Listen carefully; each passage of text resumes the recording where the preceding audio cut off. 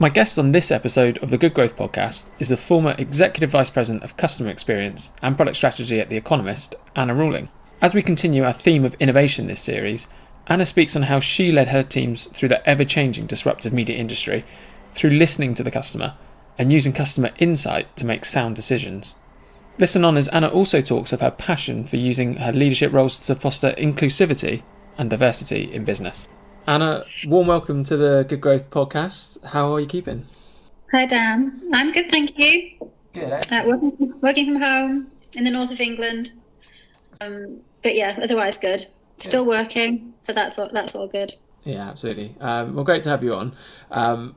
Very much looking forward to talking about your sort of experience with The Economist and what you do now, the business of fashion, and also the kind of leadership roles you've held and what your kind of leadership style is as well. So looking forward to sort of getting to know a bit more about that.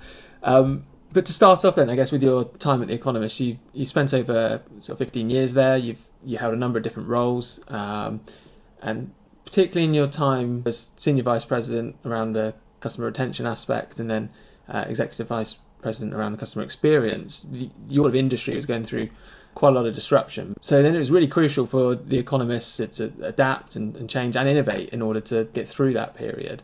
So to you, what would you say innovation means, and how would you define innovation? Yeah, I mean, I spent actually 22 years at The Economist, which, whilst I wouldn't recommend that as a career strategy, I can honestly say it was never ever dull.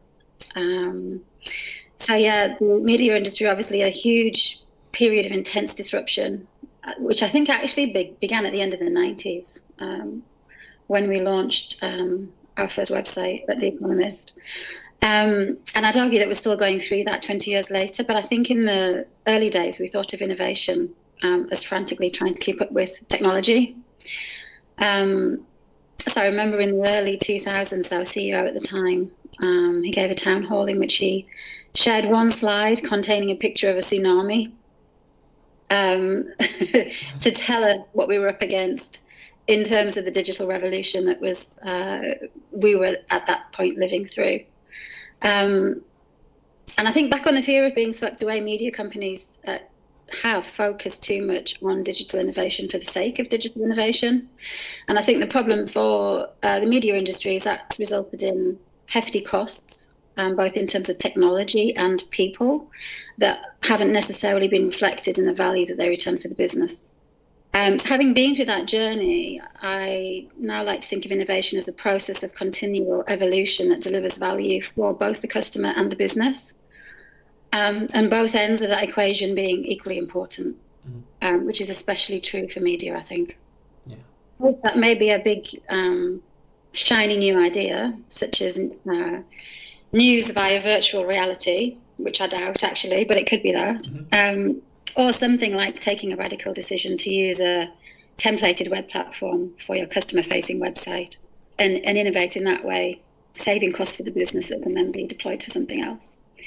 So I don't see it as, one big idea. I think the critical thing with innovation is not actually finding new ideas, it's prioritizing the ideas with the potential to return the most customer and business value, incubating those ideas without distracting from the core business, and then critically, effectively embedding them into the core business, all of which is really about people and not so much about technology.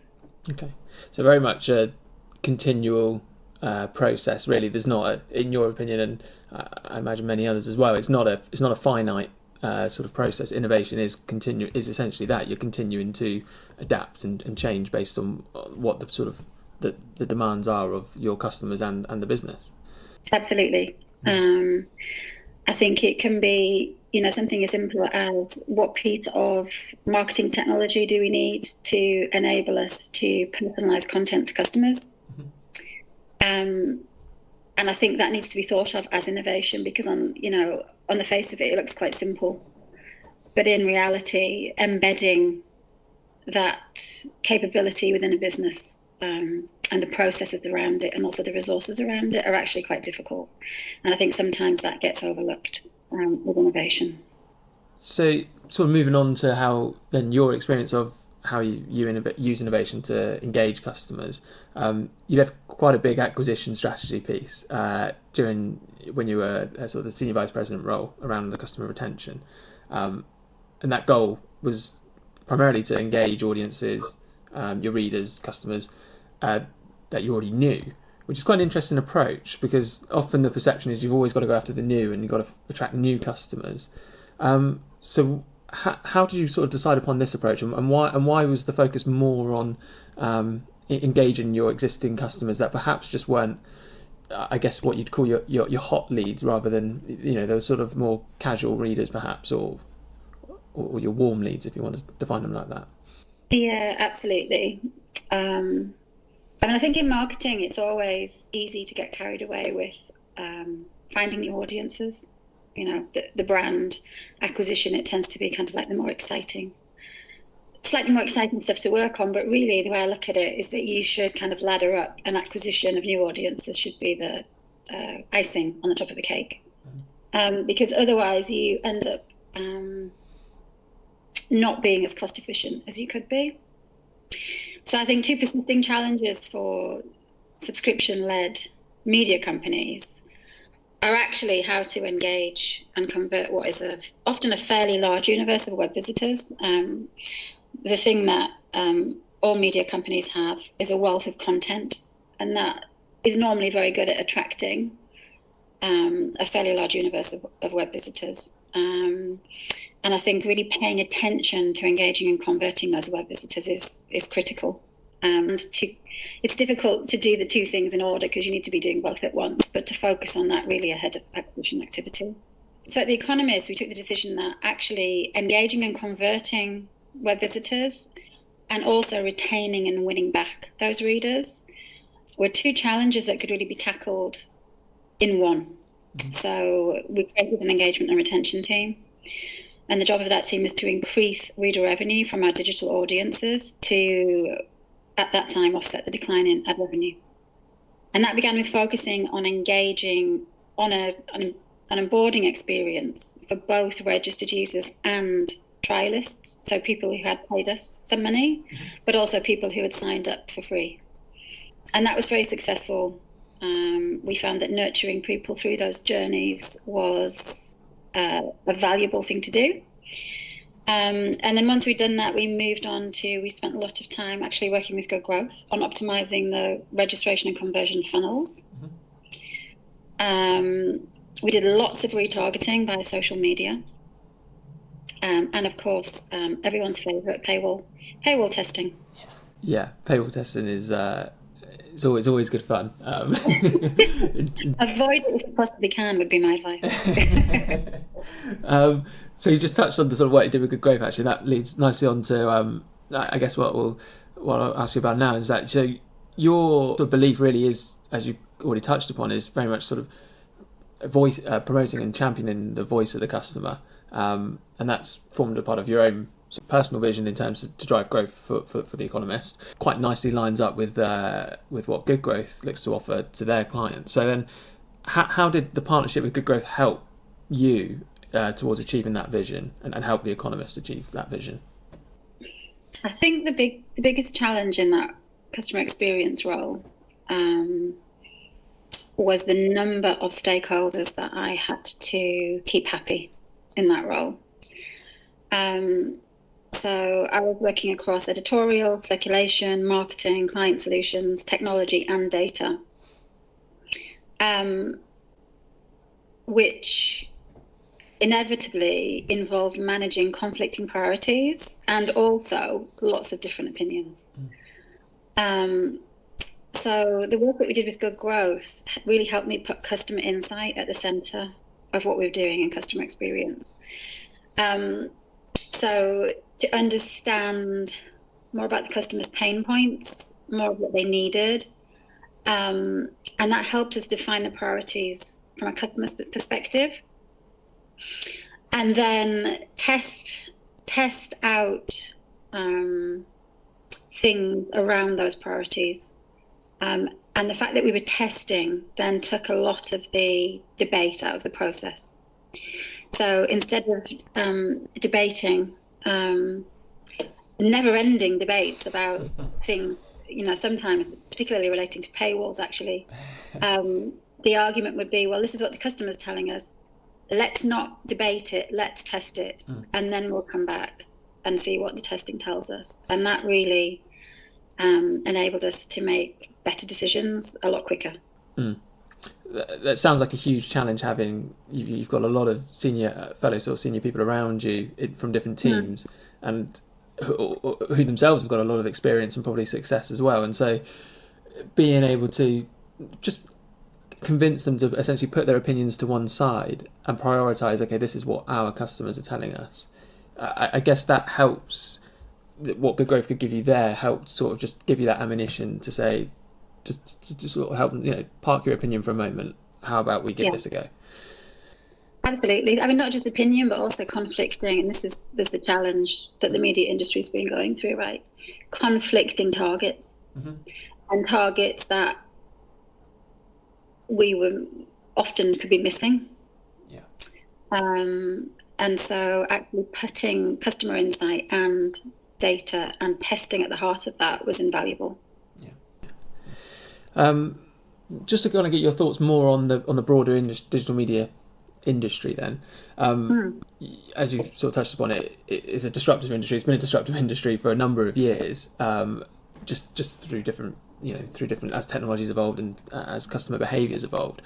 You could argue that all businesses are in a sort of challenge at the moment with the global pandemic happening. But where do you see the industry's next challenge coming from, or if they are in a current challenge, where do you think they can sort of work their way through? How do you think they can work their way through this? I think current coronavirus situation aside, I think kind of going back to my original point about innovation, I think really a big challenge that the media industry needs to solve is how to harness and resource data and technology effectively without over-engineering the process. So I've seen some extremely complex technology stacks and data stacks, actually, for what is ultimately not a particularly complex product offering.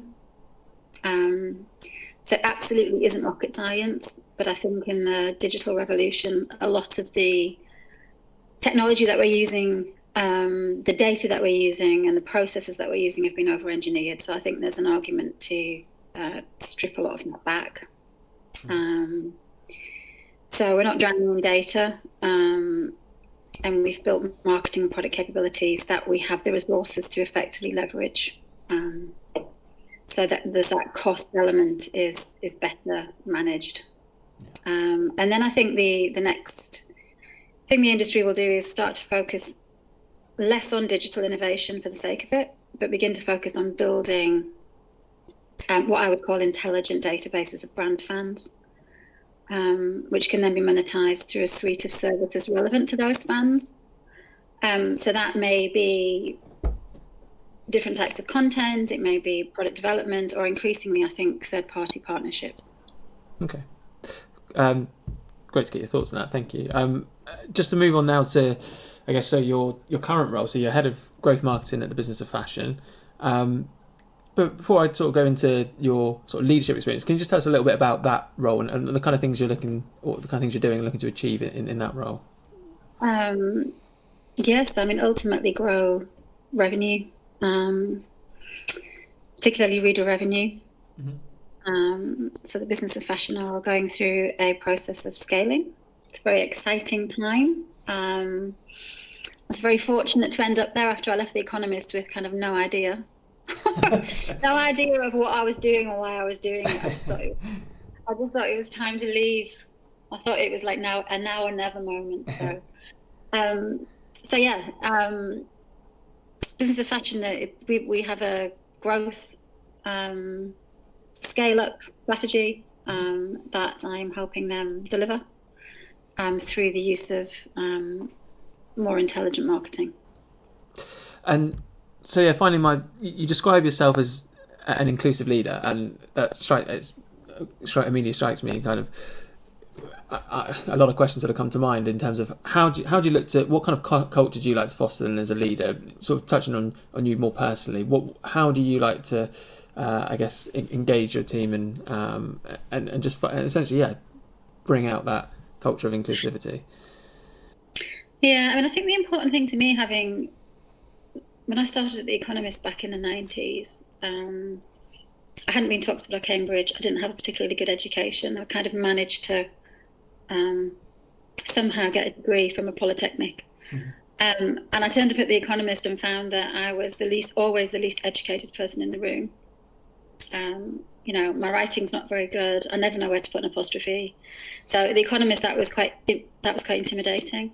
And I think the worst piece of advice I ever got in my career was to create a work persona and leave myself at home. And I think that's a dreadful way. I think everyone needs to be their self at work. Unless we're incredibly lucky, we spend a lot of time at work. People need to be themselves. So I'm a really big fan of the kind of Jacinda Ardern approach to leadership, which is being open, building trust, letting people fail, not whipping people for their targets every week or month. And ultimately, I think making sure that people are happy at work, because when people are happy, they will go the extra mile and they will do their best. And I suppose you want that personality to come out. You don't want a team of sort of robots, sort of, get. No, not really. Not textbook. No. I used to once upon a time joke that everyone was in permanent interview mode. Once upon a time at The Economist, and it was like you couldn't have a normal conversation with someone without feeling like they were all trying to prove themselves in an interview kind of environment. So that must be quite a challenging thing, I guess, or character trait to get people to stop doing, because it sounds like it'd be a habit for people. So was there anything that you could do to help just sort of get them to sort of, I guess, relax a bit more and just encourage them to bring that personality out? Yeah, so I think when I was a bit later in my career, when I was a bit braver about that, I think I used to go to the opposite extreme.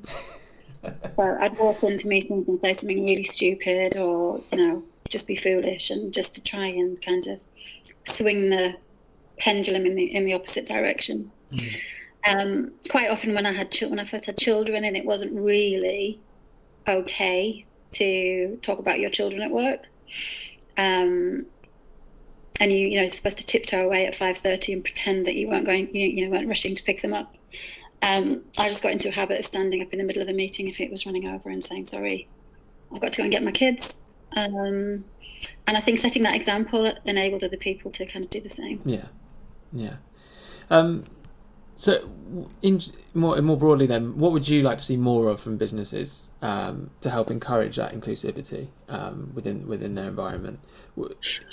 I think there are two things there, really. There's diversity and then there's inclusivity. And I think the way that we manage teams is changing, and I think it's changing for the better.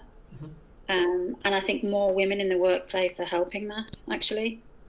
So I think we are getting better at that. If anyone is still hammering their teams to hit targets every week, I would advocate for them to stop doing that, because we shouldn't be creating a stressful environment at work. And then I think on the diversity, I think I'm more concerned about the diversity issue at work, and I think there's absolutely no excuse anymore for teams to not reflect the makeup of their local community. Although that's a slightly odd concept at the moment because we're all working from home. But I think, if you're a business in London, then the makeup of your team should reflect London. Yeah. And there's no excuse for that. And it's not a particularly popular view, but I do think that people need to recruit for that outcome.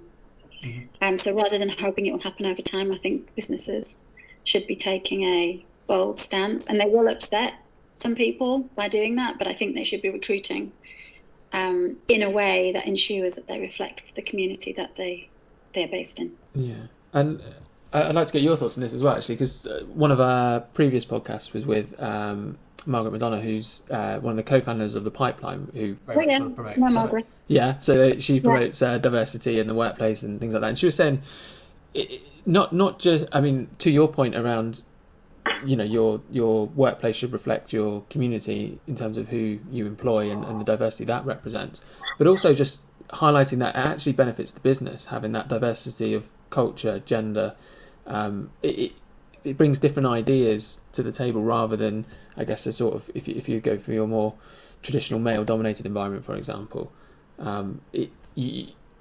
each gender, each culture brings a different set of eyes and opinion and background to what it is you're looking to achieve. Would you go along with that? Absolutely. And if nothing else, it's more interesting. But certainly it does, and it just helps everything evolve that bit quicker, I think. So my husband's Dominique and my children are mixed race, so we have two cultures within our own family, and absolutely, because we live and breathe that every day, we have a different, our understanding of what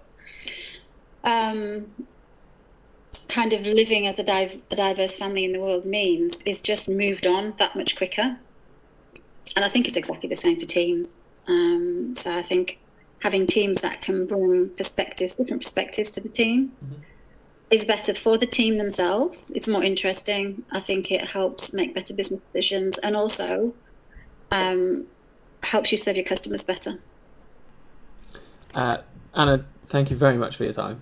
It's been really interesting chatting to you, and thank you very much for your time. Thank you, Dan. It's been really good to talk. Thank you. Thank you.